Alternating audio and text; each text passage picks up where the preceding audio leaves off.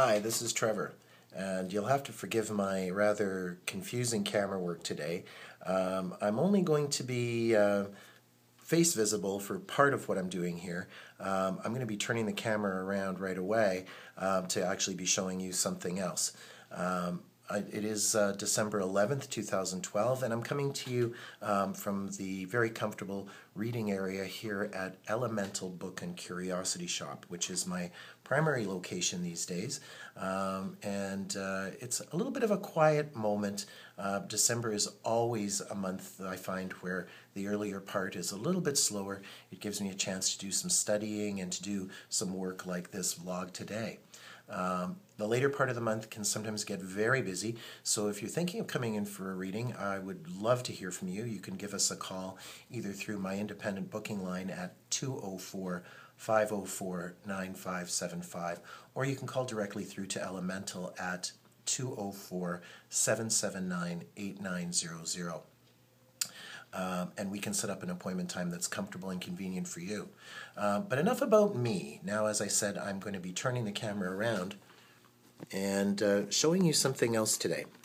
I was talking in the preceding reading about how we work with the four elements in tarot and how it doesn't have to be as complicated sometimes as we think it is.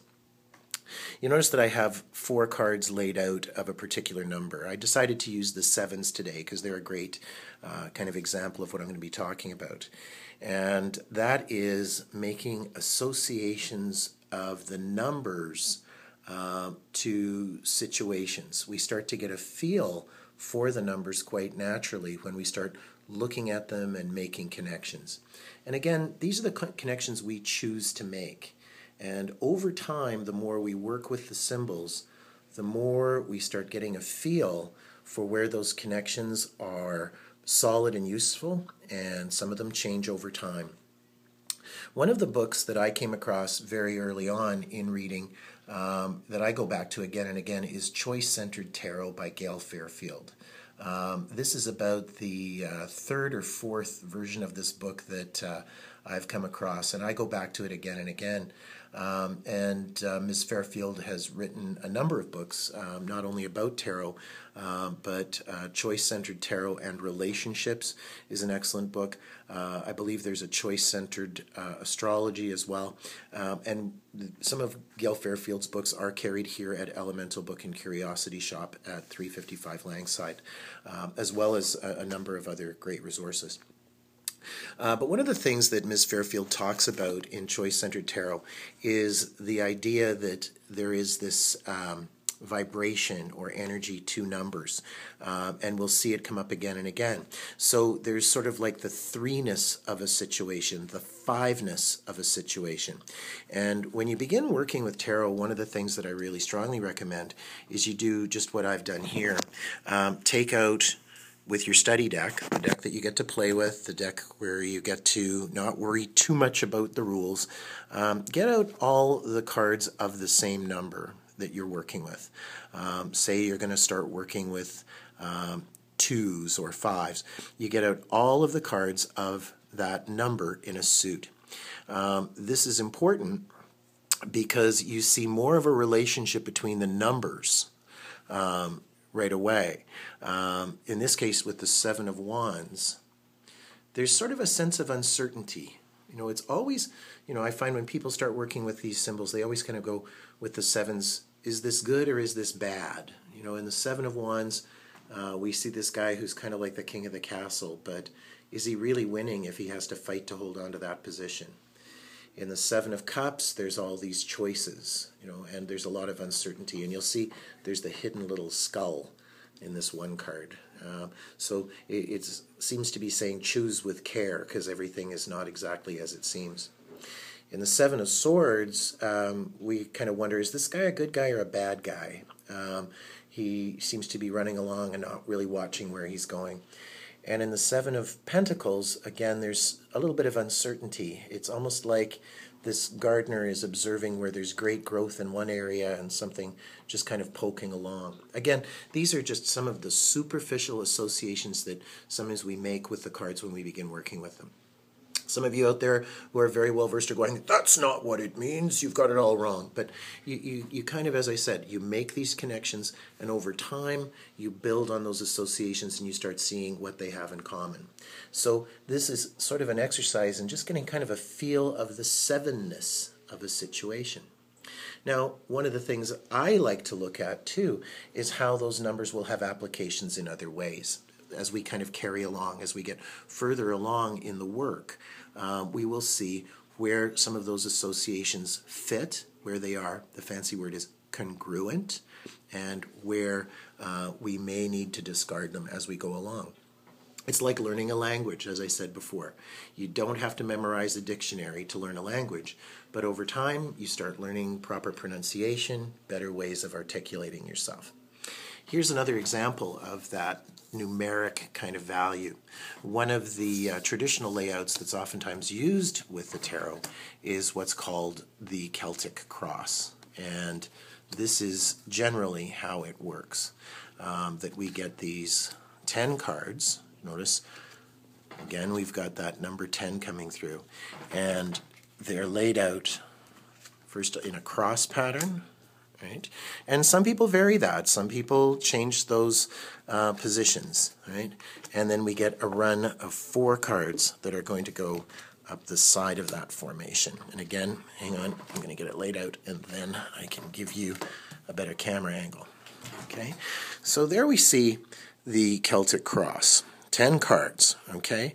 So if we've been making associations with those numbers, we can actually, and again, this is just a suggestion, some of the tarot police out there, if they really do exist, are probably going to have a fit with this. But we could make associations of, say, the ace meanings to position 1, being beginnings. Position 2, which is generally known as influences passing through the situation, we could associate with twos, or the two-ness of a situation, decisions and choices. Remember what I said before about 3s being like the beginning of a pattern.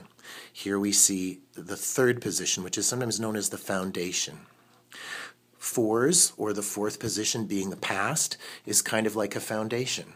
It's a foundation, but it's not the end of the journey. Something comes along and things that have been established get a little disrupted. So that's 5ness, your 5 meaning, which is about kind of a new awareness. And 6s being that reconciliation of a pattern and that sense of moving forward.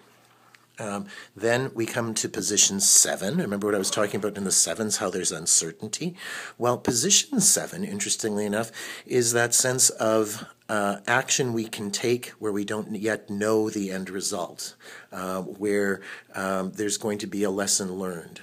And then 8s, that sense of kind of identifying with our environment, are the reaction that comes back. So you see, we can make an association between the number value on the cards and the positioning. So it's like what's 3ness in one situation or 5ness in another situation is also going to be applicable here in our layout because we're working with it in that way.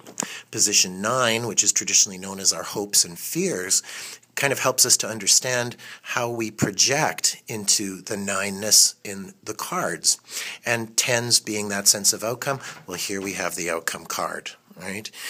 So you can choose, like I said, choose to make those associations in terms of the numeric value of the cards, and in this case, something like the 10-card layout of the Celtic cross. Now again, that may not be traditional to some people.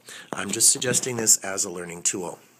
For myself, I found after working for a long time that something interesting happened for me.